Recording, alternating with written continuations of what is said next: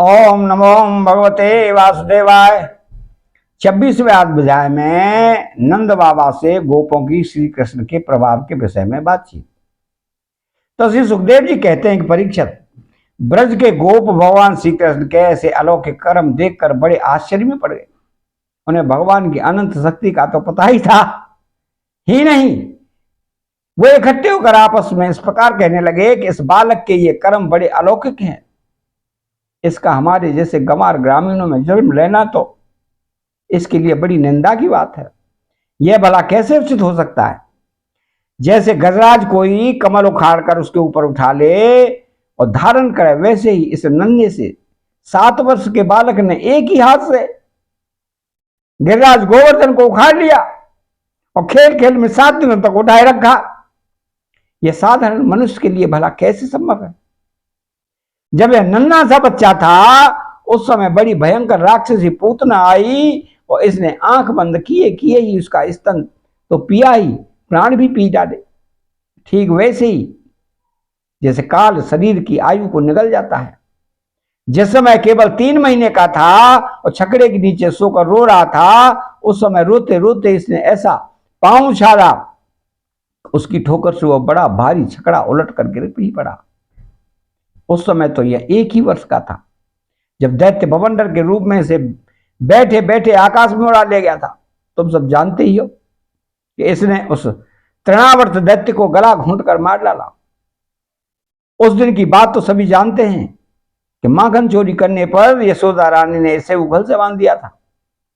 यह घुटनों के बल बकैयां खींचते खींचते उन दोनों विशाल अर्जुन वृक्षों के बीच में से निकल गया और उन्हें उखाड़ी डाला।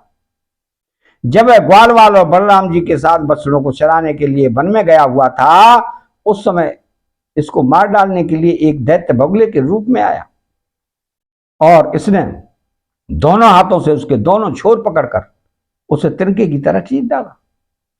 जिस समय इसको मार डालने की इच्छा से एक दैत्य बछड़े के रूप में बछड़ों के झुंड में घुस गया था, उस समय इसने उस दैत्य को खेल ही खेल में मार डाला और उसे कैथ के पेड़ों पर पटक कर उन पेड़ों को भी गिरा दिया।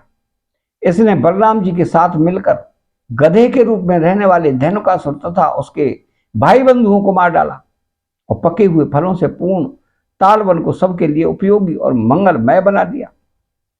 इसी ने बलशाली बलराम जी के द्वारा क्रूर प्रलंबासुर को मरवा डाला तथा दावानल से गऊओं और ग्वाल वालों को उबाल लिया।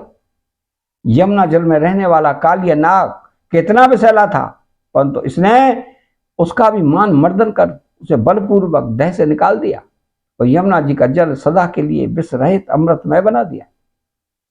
नंद जी,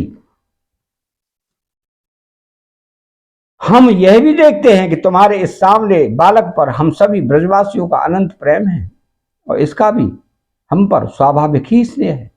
क्या आप बतला सकते हैं कि इसका क्या कारण है? भला कहां तो यह 7 वर्ष का नन्हा सा बालक, कहां इतने बड़े गिरिराज को 7 दिनों तक उठाए रखना? ब्रजराज, इसी से तो तुम्हारे पुत्र के संबंध में हमें बड़ी शंका हो रही है। नंद बाबा ने कहा कि गोपो, तुम लोग सावधान होकर मेरी बात सुनो।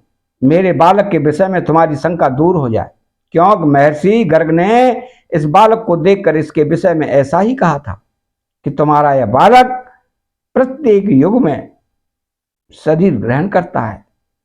विभिन्न युगों में इसने श्वेत, रक्त और पीत ये भिन्न भिन्न रंग स्वीकार किए थे। इस बार यह कृष्ण वर्ण हुआ है। नंद जी, यह तुम्हारा पुत्र पहले कहीं वसुदेव के घर भी पैदा हुआ था, इसलिए इस रहस्य को जानने वाले लोग इसका नाम श्रीमान वासुदेव है ऐसा कहते हैं। तुम्हारे पुत्र के गुण और कर्मों के अनुरूप और भी बहुत से नाम हैं तथा बहुत से रूप। मैं तो उन नामों को जानता हूं, परंतु संसार के साधारण लोग नहीं जानते। यह तुम लोगों का परम कल्याण करेगा। समस्त गोप और गौओं को यह बहुत ही आनंदित करेगा। इसकी सहायता से तुम लोग बड़ी बड़ी विपत्तियों को बड़ी सुगमता से पार कर लोगे।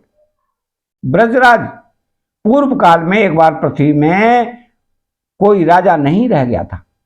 डाकुओं ने चारों ओर लूट खसोट बचा रखी थी।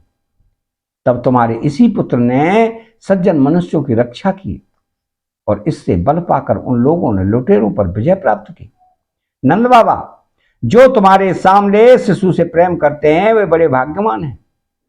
जैसे विष्णु भगवान के कर कमलों की छत्र छाया में रहने वाले देवताओं को असुर नहीं जीत सकते, वैसे ही इससे प्रेम करने वालों को भीतरी या बाहरी किसी भी प्रकार के शत्रु नहीं जीत सकते। नंद जी, चाहे जिस दृष्टि से देखें, गुण से, ऐश्वर्य से, सौंदर्य से, कीर्ति से, प्रभाव से, तुम्हारा बालक स्वयं भगवान नारायण के ही समान है। अतः इस बालक के अलौकिक कार्यों को देखकर आश्चर्य नहीं करना चाहिए।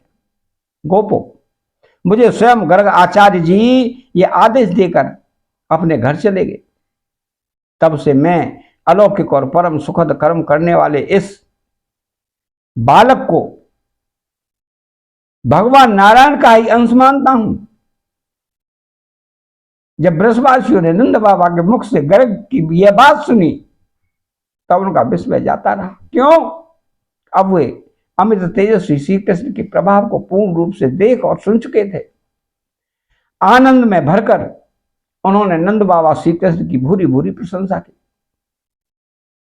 जिस समय अपना यज्ञ भंग हो जाने के कारण इंद्र क्रोध के मारे आग बबूला हो गए थे और मूसलाधार वर्षा करने लगे थे, उस समय वज्रपात, ओलों की बौछार और प्रचंड आंधी से स्त्री पुरुष तथा ग्वाले अत्यंत पीड़ित हो गए थे।